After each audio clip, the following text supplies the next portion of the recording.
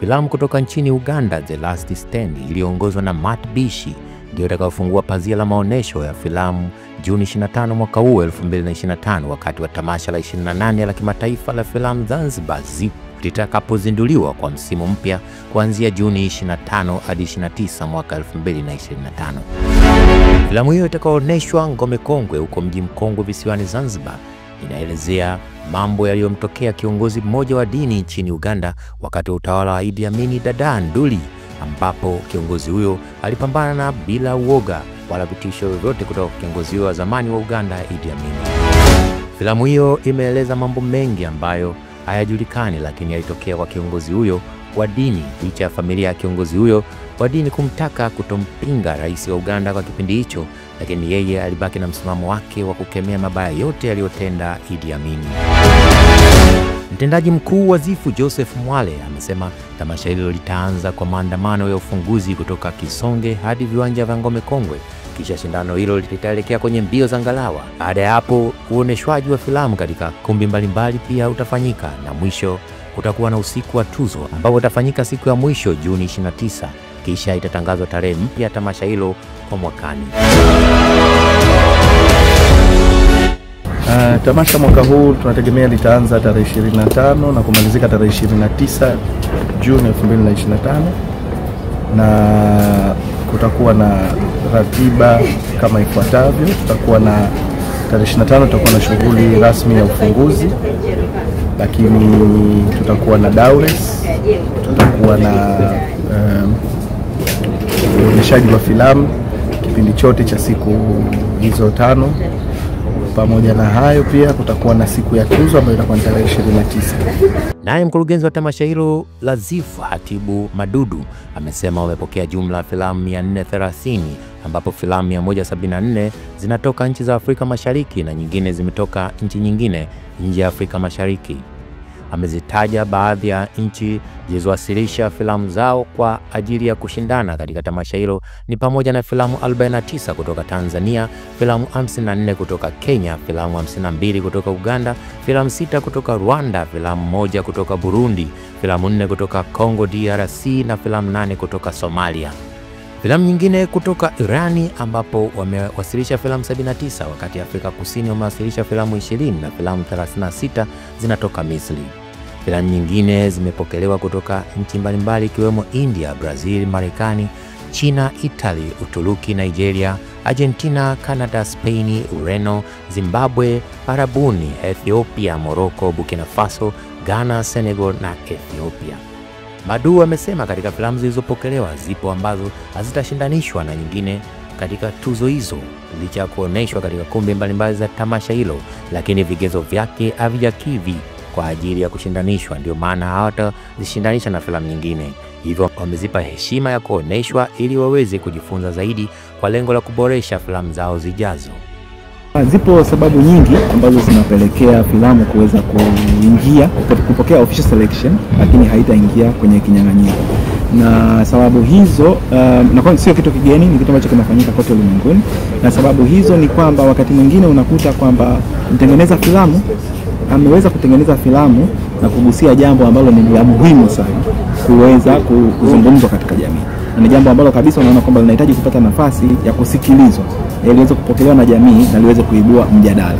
Lakini sasa filamu hii inaweza kama labda inakosa baadhi ya vitu ambavyo vinaipa hiyo filamu nafasi ya kuweza kushindana na filamu nyingine.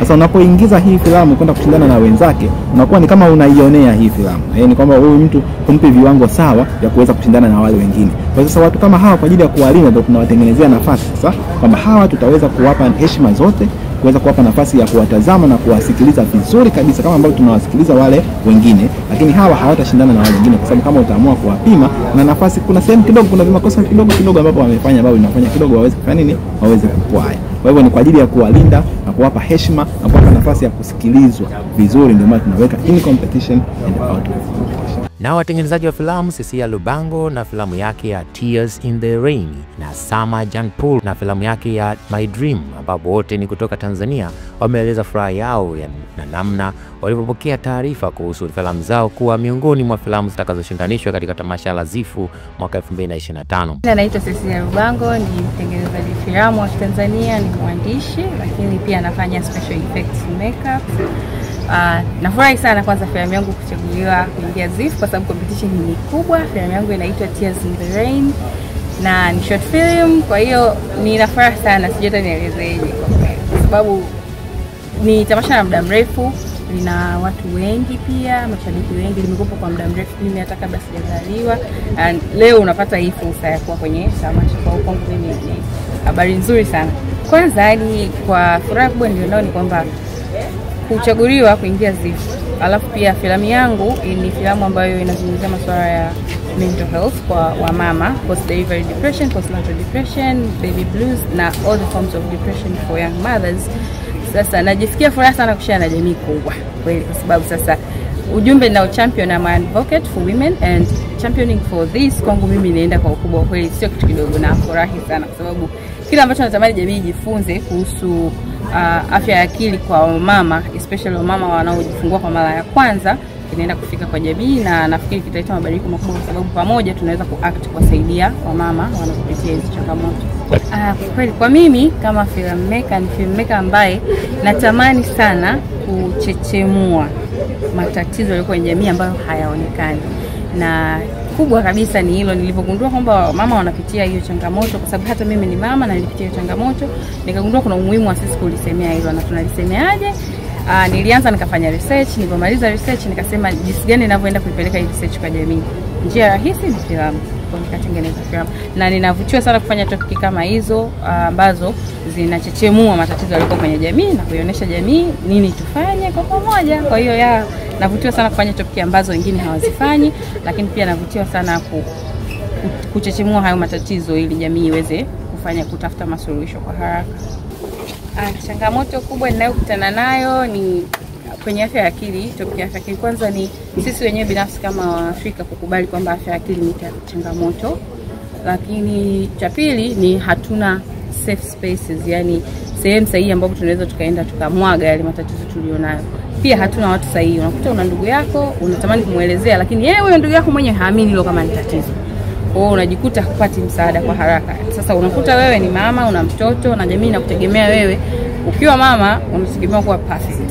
Sasa ukishindwa kutimiza majukumu yako kama mama, sisi bado hatukuelewi. Kwa hiyo nafikiri tuna hizo changamoto kuta. Sehemu sahihi ya kupeleka matatizo yetu, watu sahihi wa kupeleka matatizo yetu, lakini pia sisi wenyewe binafsi kuliona lile ni tatizo kwanza. Hatujaliweka mbele. Yani kwa mtu ukimweleza mimi nina stress, anashangaa anaona bana tatizo la kishua hili. Mimi binafsi ujumbe wangu ni ule ambao naurudia kila siku kwamba tujitahidi kutengeneza story that matters. Filamu ina nguvu kubwa sana ya kufanya mabadiliko. Ila kama tutaacha tu kubase kwenye entertainment na kudili na matatizo, kuna matatizo mengi sana mtaani. Kuna matatizo ya watu kukosa ajira, kuna matatizo ya watu kujinyonga, kuna matatizo kama hayo ya mental health. Matatizo yako mengi sana na tunaweza tukayazungumzia kwa ukubwa kwa kutumia filamu. Naye mmoja wa waigizaji bora wa kike anayeshikilia tuzo ya Zifu mwaka 2022-2023, Tunu Mbegu, ambaye kwa mwaka huu itaonekana kupitia filamu ya Niko Sawa inaongozwa na Neema Ndepanya, amesema filamu hiyo itaonyeshwa kwa mara ya kwanza katika tamasha hilo la Zifu na inagusa moja kwa moja jamii ambayo ina changamoto ya afya ya akili. Naitwa Tunu Mbegu. Mimi leo hii katika filamu ambazo zimetangazwa kwa muda umepita kwenye kinyang'anyiro cha kuingia kwenye festival, nimeshiriki kwenye filamu ya Niko Sawa ambayo imeandaliwa na female director, the best so far in the industry, anaitwa Neema Ndepanya. Hii ni mara yangu ya kama sita kushiriki kwenye Zanzibar International Film Festival. Nilikuwa nikihudhuria miaka mingi and I was very blessed kupata tuzo mara mbili kwenye Zanzibar International Film Festival as Best Actress ambayo ilikuwa ni 2022 na 2023. Yeah. Niko Sawa ni filamu ambayo inazungumzia masuala ya afya ya akili, mental health. Sitaki kuspoil sana, natamani watu wafike waione kwa sababu pia uzuri wa filamu hii ni kwamba tunafanya premiere kwa mara ya kwanza inaenda kuonyeshwa Zanzibar, haijaonyeshwa kokote. Kwa hiyo it's a premiere kwa mara ya kwanza tunaenda kuiona Niko Sawa Zifu. Kwa hiyo nawashauri watu wafike ili waweze kuona, kwa sababu wote tunafahamu swala zima la mental health imekuwa ni changamoto kwa watu wengi duniani kote. Kwa hiyo pia naendelea kumpongeza sana Neema Tepanya kwa kuamua kutengeneza filamu ya aina hii, kwa sababu filamu nzuri kwangu mimi Tunu Mbegu ukiniuliza ni zile ambazo zinagusa watu moja kwa moja. They move people, yani people feel involved. Yani unatazama filamu unajiuliza kwamba amewaza nini huyu mwandishi, mbona kama ananiongelea mimi, you know. Kwa hiyo nimpongeze sana Neema Tepanya kwa alichofanya. It's an amazing film. That's the only thing I can say for now. I don't want to spoil it. Watu wafike Zanzibar kwa ajili ya kutizama Niko Sawa, na naamini watakuwa sawa baada ya kutizama filamu hii. Mimi ni Festo Pole, endelea kusubscribe, kulike na kucomment hapo chini. Hadi wakati mwingine, adios.